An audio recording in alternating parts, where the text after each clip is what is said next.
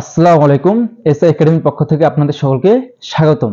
আজকে আমরা শিখব এইচএসসির কেমিস্ট্রি বইয়ের সেকেন্ড পেপারের প্রথম চ্যাপ্টার পরিবেশন। আজকে আমাদের পরিবেশনের 9 নম্বর ক্লাস। যারা আমার আগের 8টা ক্লাস দেখো নাই তারা অবশ্যই কি আমার আগের 8টা ক্লাস দেখবে। তোমাদের জন্য প্রত্যেকটা ক্লাসই অনেক ইম্পর্টেন্ট, কারণ প্রত্যেকটা ক্লাসেই ভিন্ন ভিন্ন টপিক নিয়ে আলোচনা করা হয়েছে। যারা আমার চ্যানেল নতুন তারা অবশ্যই আমার ইউটিউব চ্যানেল সাবস্ক্রাইব করে পাশে থাকবে, এবং যারা ফেসবুক পেজ থেকে দেখবে তারা অবশ্যই ফেসবুক পেজে ফলো দিয়ে পাশে থাকবে। এখন আমরা ক্লাসটা শুরু করতেছি। প্রথমে ক্লাসে শুরু করবো আরএমএস বেগ দিয়ে। দেখো আরএমএস এর ফুল মিনিং কি দেখো।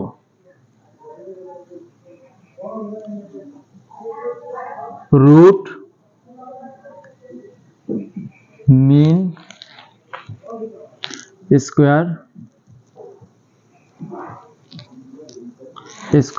ভেলোসিটি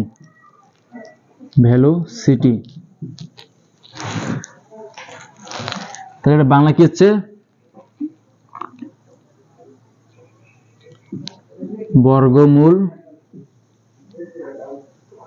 গড় বর্গবেগ।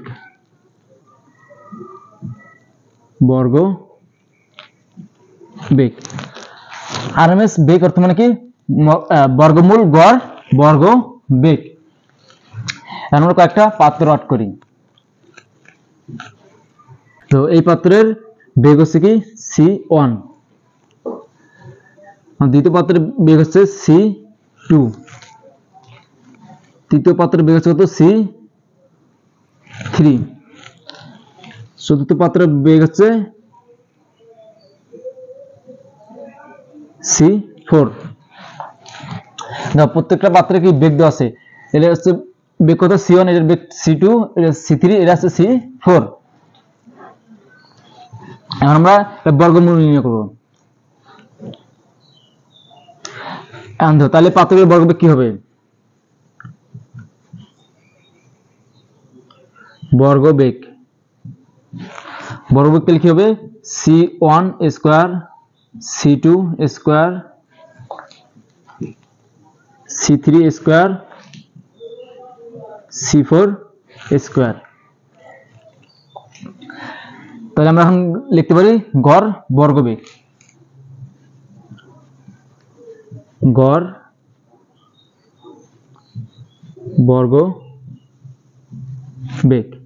ইকুয়াল।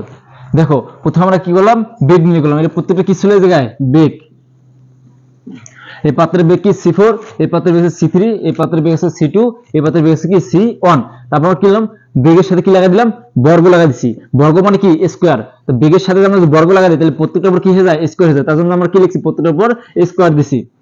আমরা বর্গবেগের সামনে কি আছে? গড় আছে। তাহলে আমরা গড় কিভাবে নির্ণয় করব দেখি। তুমি একটা ভাগ চিহ্ন দেবো। দেখো এই যে কয়টা সংখ্যা আছে? 1 2 3 4টা। তাই আমাদের বর্গবেগ করা আছে 4টা। আমরা প্রথমে কি করব? 4টা যোগ করব।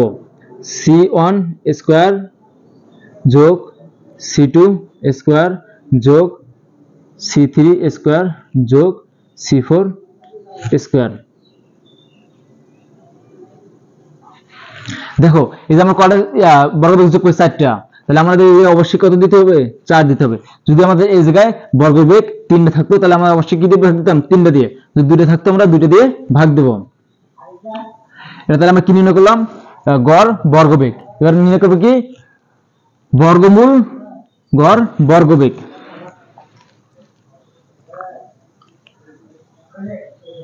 বর্গমূল গড় বর্গবেগ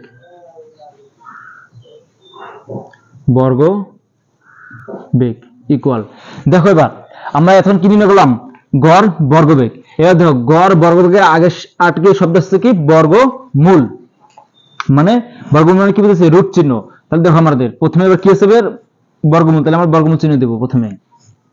দেখো গড় বর্গবেগ আমরা এই যে জায়গায় পাইছি। তাহলে এটা কি আমরা এর ভিতরে লিখব? C1 স্কয়ার যোগ C2 স্কয়ার যোগ C3 স্কয়ার যোগ C4 স্কয়ার ডিভাইডেড 4। দেখো আমার সূত্র পেয়ে গেছি এটা। তো যখন প্রশ্ন বলবে বর্গমূল গড় বর্গবেগ বাকি আর এম এস বেগ, কি বলবে? আর এম এস বেগ। যদি বলে গড় বর্গবেগ নির্ণয় করো, বা কি বলতে পারে আরএমএস বেগ নির্ণয় করো, তাহলে আমার সূত্র কি root c1 square plus c2 square plus c3 square plus c4 square divided 4। তোমার যদি প্রশ্নে বর্গবেগ কটা থেকে 3 থাকে, তাহলে অবশ্যই 3 দিয়ে ভাগ দিতে হবে, 4টে থাকলে 4টে দিয়ে ভাগ দিতে হবে, মানে তোমার বর্গবেগ যতগুলো থাকবে তোমাদের ততটা কি সংখ্যা দিয়ে ভাগ দিতে হবে। তাহলে সূত্র কি দাঁড়াইলো, আরএমএস বেগের সূত্র আছে root c1 plus c2 square plus c3 square plus c4 square. আশা করি সবাই বুঝতে পারছো। দেখো একবার সেলে প্রথমে আমরা কি নির্ণয় করলাম, বেগ। এই পাত্রের বেগ ধরছি কি প্রথমে c1, এই পাত্রের বেগ ধরছি c2, এই পাত্রের বেগ ধরছি c3, এই পাত্রের বেগ হচ্ছে c4। তারপর বেগের সাথে আমরা কি লাগাই দিলাম, বর্গ লাগাই দিছি। তাহলে বর্গ লাগাই দিলে কি মানে স্কয়ার হয়ে যায়, তার জন্য আমরা প্রত্যেকের সাথে আবার কি লাগাই দিলাম, স্কয়ার লাগাই দিছি। তারপর দেখো বললাম কি গড় বর্গবেগ, আর গড় মানে কি বোঝায়, যতগুলো বেগ থাকবে ততগুলো বেগ যোগ করতে হয়, যতগুলো বেগ যোগ করছি ততগুলো সংখ্যা দিয়ে কি আবার ভাগ দিতে হয়। তাহলে গড় বর্গবেগ নির্ণয় করব কিভাবে, আমরা বেগ ছিল কটা, বর্গবেগ ছিল 4টা, আমরা 4টে যোগ করছি আর 4 দিয়ে ভাগ দিছি। তারপর নির্ণয় করলাম কি বর্গমূল গড় বর্গবেগ। তাহলে বর্গমূল মানে কি রুট চিহ্ন, তাহলে যে বর্গমূল আমরা রুট চিহ্ন এই জায়গায় লিখছি, তাহলে হচ্ছে গড় বর্গবেগ, তাই গড় বর্গবেগ আমাদের এই জায়গায় পাইছি, আমরা কি এটা এই জায়গায় বসাই দিছি। আশা করি এটা বুঝতে পারছো। এবার আমরা পরের টপিক দেখব।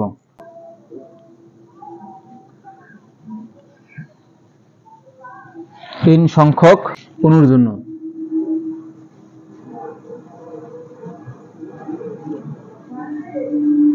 দেখো এবার n সংখ্যক অণুর জন্য আরএমএস বেগ কি হয়, n সংখ্যক অণুর জন্য আরএমএস বেগ। দেখো এবার আমরা দেখব n সংখ্যক অণুর জন্য আরএমএস বেগ কি হয়। দেখো এই আরএমএস বেগ equal root c1 plus c2 square হবে square plus c3 square plus c4 square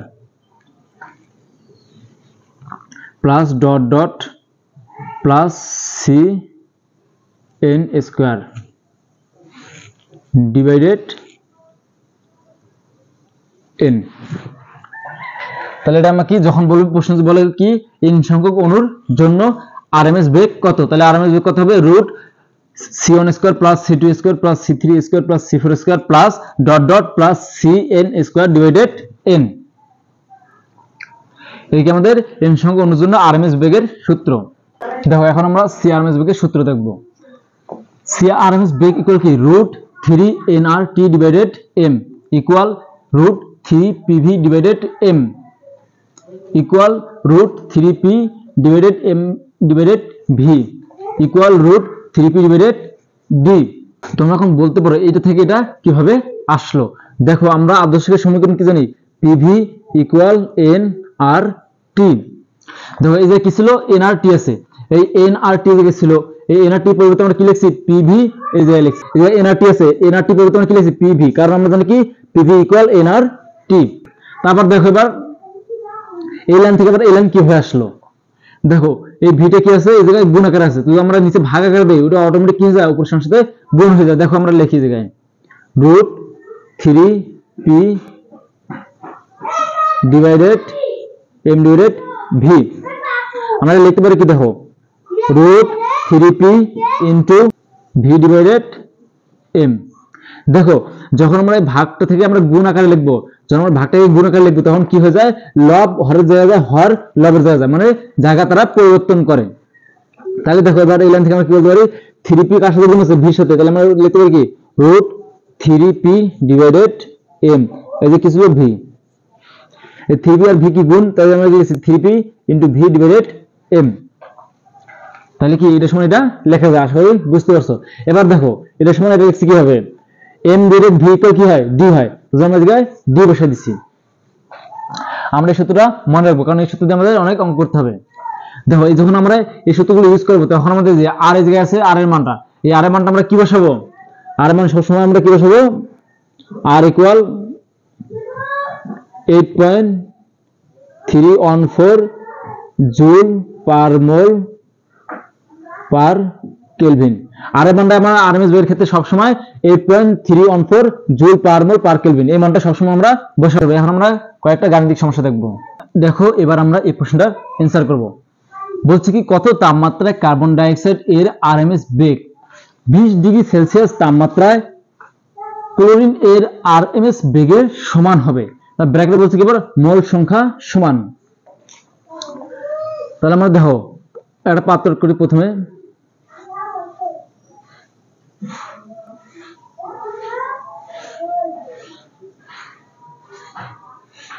আমাদের 1 নং পাত্র আর এটা হচ্ছে আমাদের 2 নং পাত্র। প্রথম পাত্রে কি আছে কার্বন ডাই অক্সাইড, দ্বিতীয় পাত্রে কি আছে ক্লোরিন Cl2। প্রথম পাত্রের তাপমাত্রা কি equal hot, T1 equal hot, কারণ প্রথম পাত্রের তাপমাত্রা আমাদের বের করতে বলছে। দ্বিতীয় পাত্রের তাপমাত্রা 10 দাও, তৃতীয় পাত্রের তাপমাত্রা T2 ইকুয়াল আছে কত 20 ডিগ্রি সেলসিয়াস। 20 ডিগ্রি সেলসিয়াসকে আমরা কি করব কেলভিন নেব, তাহলে 20 যোগ 273 কেলভিন, যোগ করলে কত হয় 293 কেলভিন। দেখো এবার আমরা অ্যানসার লিখব। অ্যানসার প্রথমে কি করব কার্বন ডাই অক্সাইড আরএমএস বেগ লিখব, তাই কার্বন ডাই অক্সাইড এর আরএমএস সিআরএমএস বেগ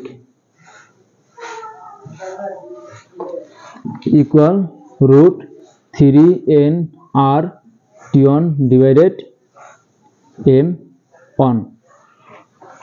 তারপর ক্লোরিন এর সিআরএমএস বেগ equal √3nr T2 divided m2। প্রশ্ন বলছে কি কত তাপমাত্রায় কার্বন ডাই অক্সাইড এর আরএমএস বেগ 20 ডিগ্রি সেলসিয়াস তাপমাত্রায় ক্লোরিন এর আরএমএস বেগের সমান হবে। তাহলে আমরা এবার প্রশ্ন অনুসারে কি লিখতে পারি, প্রশ্ন মতে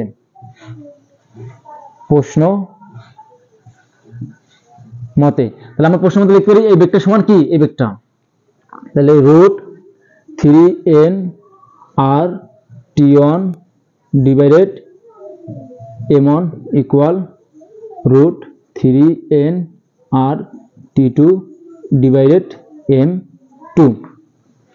এটা আমরা কি লিখলাম প্রশ্ন অনুযায়ী আমরা এটা লিখছি। দেখো এবার আমরা উভয় পাশে এবার বর্গ করব, বা 3nr T divided m1 equal 3nr T2 divided m2। আমরা উভয় পাশে আমরা বর্গ করলে কি হয় এই রুটগুলো বাদ যায়, তাই আমরা কি এটা আমরা কি করে পেলাম বর্গ করে, তাই আমরা লিখব কি বর্গ করে উভয় পাশে আমরা বর্গ করলে কি যায় এই রুট আর বর্গ কি যায় কাটা যায়। যদি আমরা উভয় পাশে বর্গ করি তাহলে কি স্কয়ার আর রুট কি যায় কাটা যায়, তার জন্য আমরা কি ডাইরেক্ট এটা লিখছি, মানে একটা লাইন শর্ট করছি। দেখো এবার বা দেখো বলছে কি মোল সংখ্যা সমান, যদি n এর মান সমান হয় দুই পাশে যদি n এর মান সমান হয় তাহলে কি যায় n বাদ যাবে, এই যে 3 আছে এই যে 3 কি বাদ, এই যে r এই যে r এই r এর মান কি হয় সমান হয়, বা আমরা লিখতে পারি এবার আমরা কি আছে যে আর আর গুণ আছে, তাহলে আমরা কি করব না আর আর গুণ করব, তাহলে যে প্রথমে কি আছে 3nr T1 ইনটু কি আছে m2 ইকুয়াল এই পাশে কি আছে 3nr T2 ইনটু কি আছে এই পাশে m1। দেখো এবার এই জায়গায় 3nr এই জায়গায় 3nr আছে, এতে বলছে কি যে প্রশ্নে বলছে মোল সংখ্যা সমান, যদি n এর মান 1 হয় তাহলে n এর মান কত 1 আর r এর মান তো দূরের ক্ষেত্রে সমান 3.141 r এর মান হচ্ছে কি 8.314, তাই এটা কি 8.314 এটাও 8.314 দূরে কি সমান, তাহলে এই যে এই জায়গায় 3nr আর এই যে 3nr যে কি যায় বাদ যায়, তাহলে আমরা লিখতে পারি T1 into T1 into m2 equal T2 into m1 বা T1 equal T2 into m1 divided m2 equal আমরা কি করব মান বসাবো ধরো T1 এর মান তো আমরা এই যে বাইর করছি 293 কেলভিন তাহলে 293 কেলভিন ইনটু m1 m1 মানে কি আণবিক ভর কার আণবিক ভর কার্বন ডাই অক্সাইডের আণবিক ভর তাহলে কার্বন ডাই অক্সাইডের আণবিক ভর বের করি কার্বন ডাই অক্সাইড তাহলে এটা কি সি মানে কার্বনের আণবিক ভর কার্বনের পারমাণবিক ভর হচ্ছে তো 12 যোগ আর হচ্ছে অক্সিজেনের পারমাণবিক ভর হচ্ছে কত 16 ইনটু পরমাণু সংখ্যা কত 2 ইকুয়াল 12 যোগ 16 আর দ্বিগুণ কত 32 তাহলে এর কত হচ্ছে 44 তাহলে m1 এর মান হচ্ছে কত 44 তারপর হচ্ছে m2 কি ক্লোরিন তাহলে আমরা ক্লোরিন পারমাণবিক ভর বের করি ক্লোরিন কত 35.5 ইনটু 2 তাহলে হচ্ছে কত 71 তাহলে ক্লোরিনের পারমাণবিক ভর কত বের হলো আমাদের 71 আমরা ক্যালকুলেশন করি 293 ইনটু 44 ইকুয়াল ডিভাইডেড 71 তাহলে আমাদের এই মানটা দাঁড়াচ্ছে 181.74 কেলভিন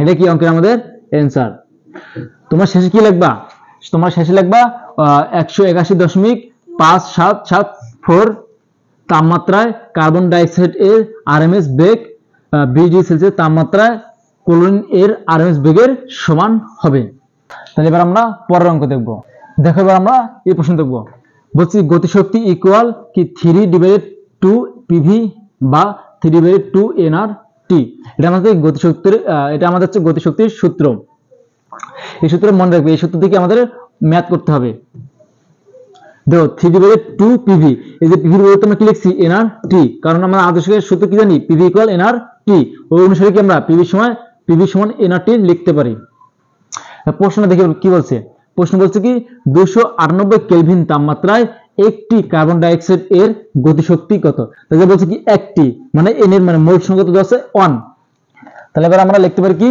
আমরা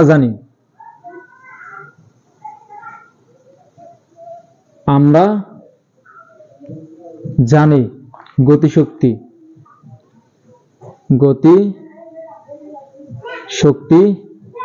ইকে ইকুয়াল 3/2 nRT ইকুয়াল দেখো এই জায়গা হচ্ছে কি কার্বন ডাই অক্সাইডের গতিশক্তি কত অতএব লিখবো কি আমরা অতএব সুতরাং একটি কার্বন ডাই অক্সাইড এর গতিশক্তি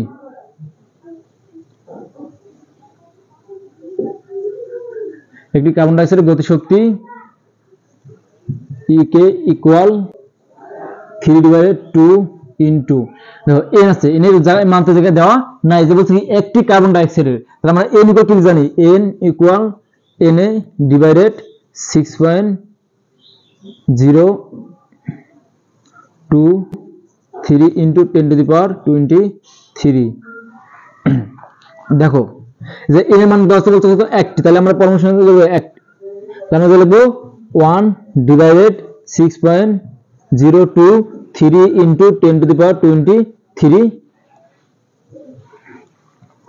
তাহলে আমরা n এর সমান কি লিখব এই মানটা লিখব অতএব কি লিখব আমরা 1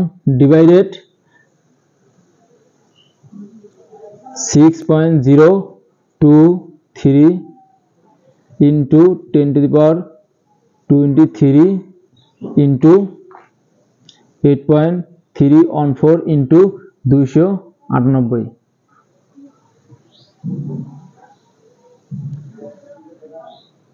298 ইকুয়াল আমরা ক্যালকুলেশন করি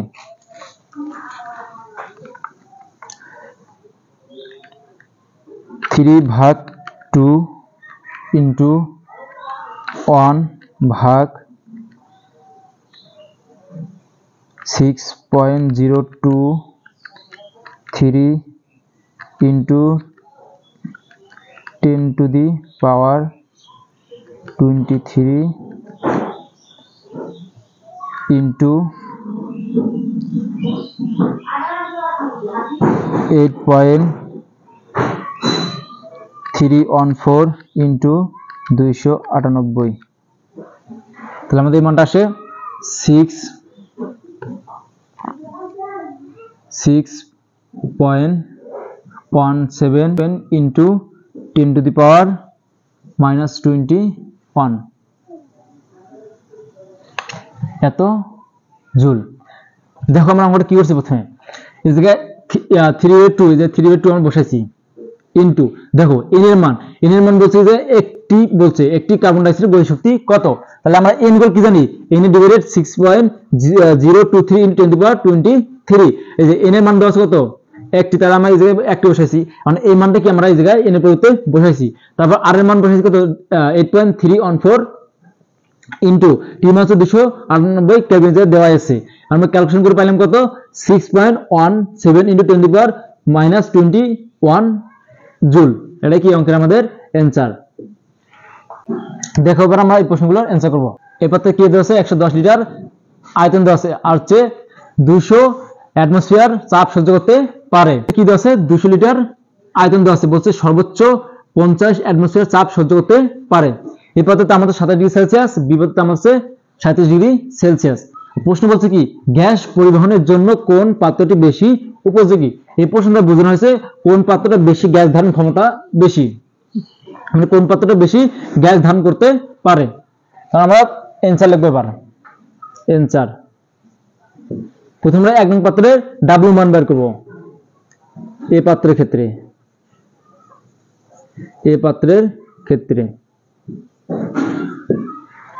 আমরা কি জানি, PV equal N R T, বা N equal PV divided R T, বা এন ইকুয়াল আমরা কি জানি, W divided M equal PV divided R T, বা W equal PV M divided R টি।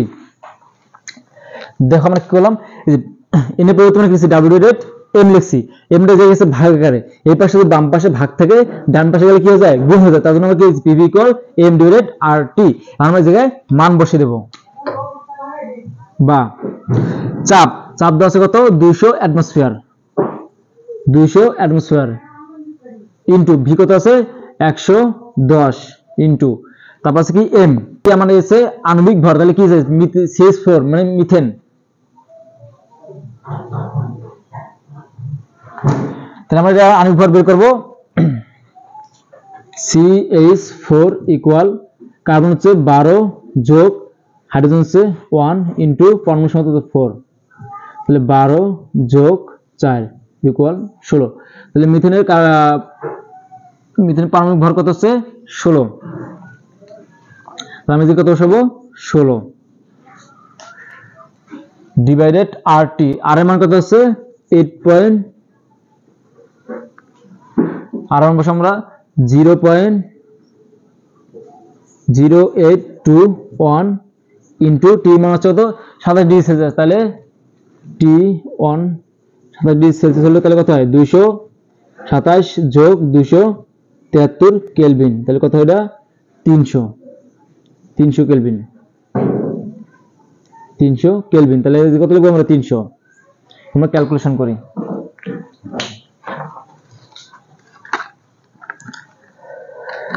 দুইশো ইন্টু 110 ইন্টু 16 ডিভাইডেড 0.0821 ইন্টু 300, এই মানটা আমাদের আসছে 14,291.51 গ্রাম।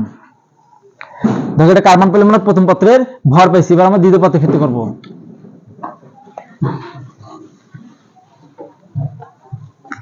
বি পাত্রের ক্ষেত্রে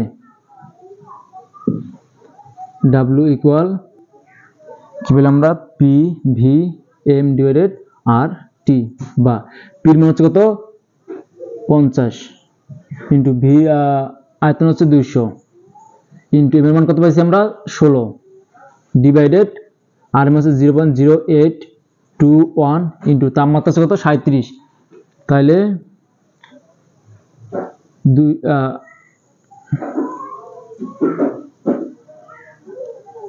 37 যোগ 273 ইকুয়াল, আমরা ক্যালকুলেশন করি 50 ইন্টু 200 ইন্টু 16 ইকুয়াল এত ডিভাইডেড 0.0821 ইন্টু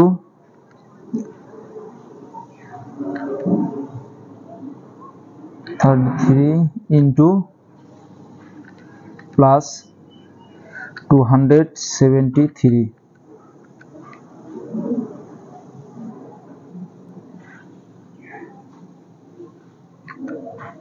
তাহলে এটা মান আসছে আমাদের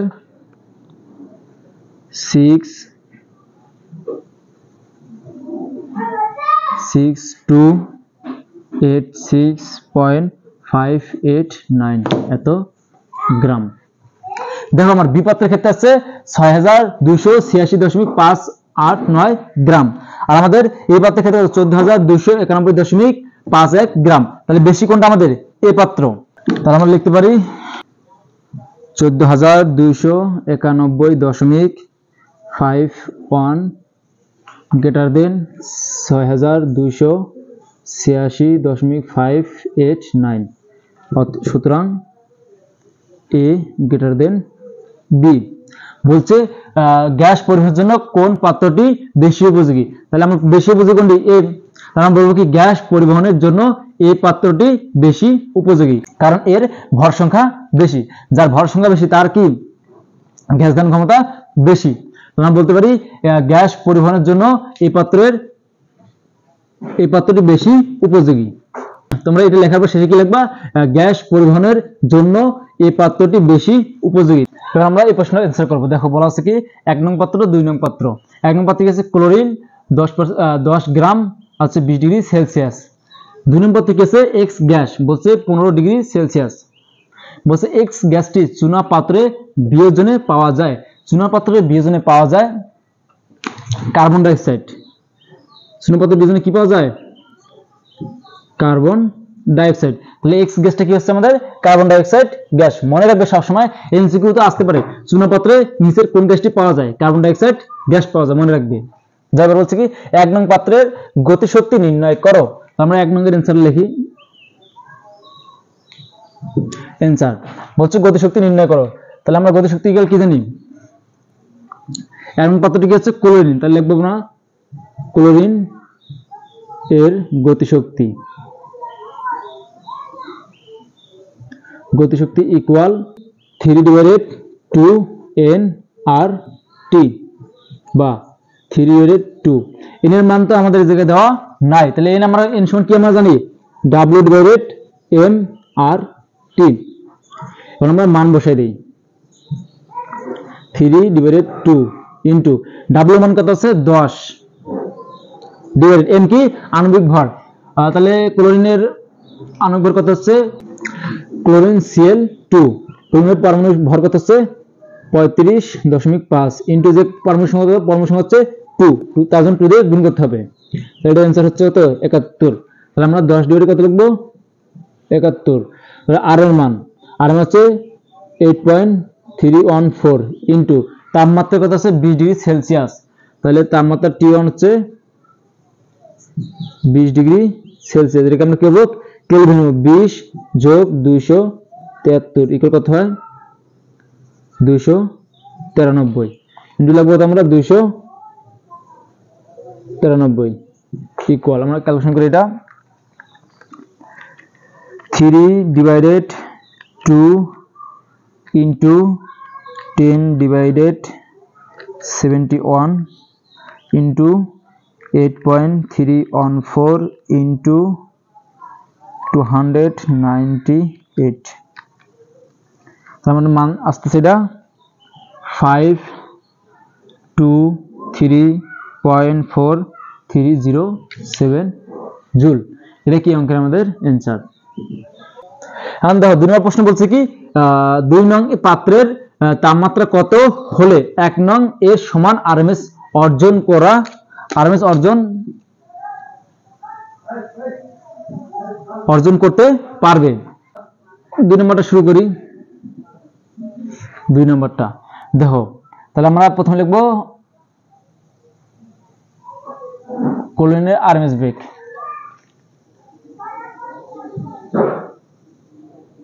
এক নং পাত্রের আরএমএস বেগ ইকুয়াল √3 RT ডিভাইডেড M। 2 নং পাত্রের আরএমএস বেগ ইকুয়াল √3 RT ডিভাইডেড M।